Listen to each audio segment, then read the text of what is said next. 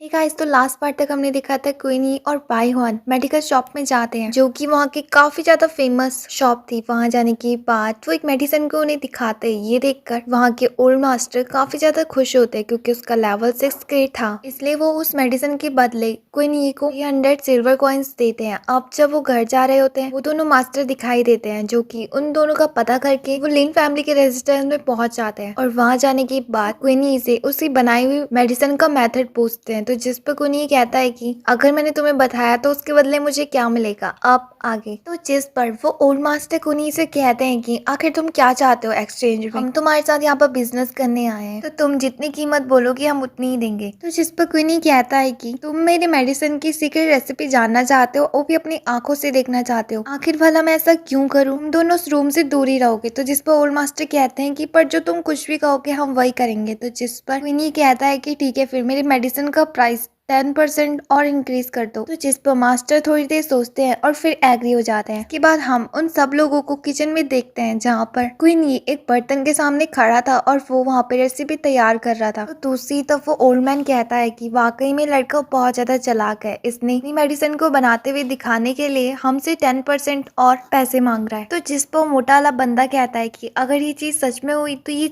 तो हमारे लिए अच्छा है। उसी तो हम क्वीनी को देखते हैं जो कि अपनी पावर से उस मेडिसिन को तैयार करने की कोशिश कर रहा होता है। तो ये देखकर वो मोटा वाला पर्सन कहता है कि आज की यंगर जनरेशन की पावर्स हम भी तो देखें। तो जिस पर ओल्ड मैन उसके जवाब में कहता है कि ये बंदा अपनी स्पिरिचुअल पावर से उस मेडिसिन को तैयार कर रहा है। और क्या तुमने ये बात नोटिस करी, जो उस बंदे की मेंटल पावर है बहुत ज्यादा स्ट्रांग है और इसको अपनी मेंटल पावर को यूज करना भी बहुत अच्छे से आता है। तभी तो देखो वो अपनी पावर से उस मेडिसिन को बिल्कुल इक्वल लेवल में हीट कर रहा है। तो जिस पर उसका साथी कहता है कि हाँ, बात में तो दम है। अब दूसरी तरफ क्वीनी नीचे बैठ जाता है। काफी देर तक अपनी मेंटल पावर से उसे हीट करने के बाद आसपास एक अच्छी सी स्मेल फैल जाती है और उस खुशबू को सुन के वहाँ के सारे लोग काफी ज्यादा खुश होते हैं। यहाँ पर ओल्ड मास्टर कहते हैं कि इस लड़के की उम्र तो बहुत ज्यादा कम है लेकिन इसका टैलेंट इसकी उम्र से ज्यादा है और इसकी मेडिसिन रिफाइनिंग स्किल्स भी काफी ज्यादा अच्छी है। और अगर मैं इस बंदे को मेडिसिन बनाते हुए खुद अपनी आंखों से नहीं देख रहा होता तो मैं बिल्कुल भी यकीन नहीं करता कि ये काम ये कर सकता है। मैं ही क्या बल्कि और कोई भी। यहाँ दूसरी तरफ क्वीनी जब अपना ध्यान लगा रहा होता है तो अचानक से उसकी आंख खुलती है और अब वो एक जगह में पहुंच जाता है